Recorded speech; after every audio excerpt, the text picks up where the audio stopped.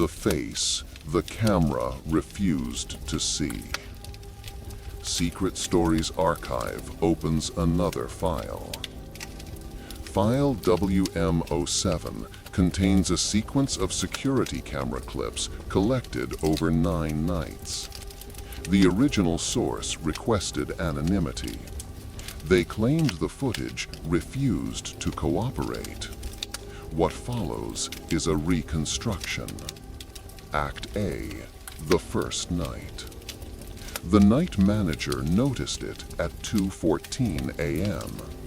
A figure circling a parked sedan, moving in a slow, deliberate loop. Nothing unusual for a Walmart parking lot, except for one detail.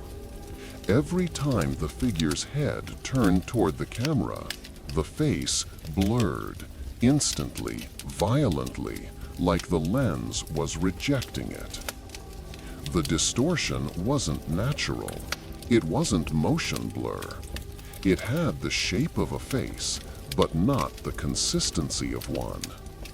The manager zoomed in. The blur followed the movement exactly, as if the camera was trying not to record something it could see. Act 2, the pattern. Night 2, the same figure returned. It paced around the same car for exactly 1 hour. Not 59 minutes, not 61. 1 hour. Down to the second. No face. The blur pulsed every few frames, like something inside it was breathing. By night 4, the manager noticed something else. The figure wasn't pacing. It was matching someone's rhythm.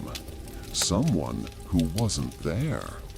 It walked in small clockwise arcs, then larger counterclockwise ones, mirroring movements that belonged to another person entirely. But the parking lot was empty. The car's owner lived 2 towns away during the week. No one else showed up on any angle of the cameras. Only the figure. Only the blur. Act 3, the first interference. On night 6, the radio in the security booth froze on static. Then, a voice came through. "Why won't you look at me?" The manager muted the feed. The radio kept talking. The distortion on the monitor began to pulse steadily, like a heartbeat. Every pulse matched the syllables of the voice. Camera footage glitched. The figure turned, not toward the car this time, but directly toward camera 4. The face remained a smear, but the shape beneath it wasn't human. It shifted from round to narrow, from too tall to too wide, as if the camera was trying to describe an impossible object in a language made of pixels. The manager stepped away from the screen. The blur leaned closer. The footage ended abruptly. Act 4. The owner returns. Night 8. The owner of the car finally arrived. He said he came because his phone kept buzzing with missed calls from an unregistered number that matched. The Walmart security office. But no one there called him. He walked toward his car. The figure appeared from the far end of the lot. It did not walk toward him. It mirrored him. When he took a step, it took a step. When he paused, it paused. When he turned to look around, the figure snapped its head in his direction, but the camera still refused to show the face. The man shouted, "Who's there?" Low hum of tension. The figure answered, "You were looking for me." The voice did not come from the figure. It came from the security monitors inside the building, broadcast on the speakers. The manager watched in horror. The figure took another step. The blur expanded, like a ripple of static, stretching, widening, flattening, until it resembled the outline of the man himself.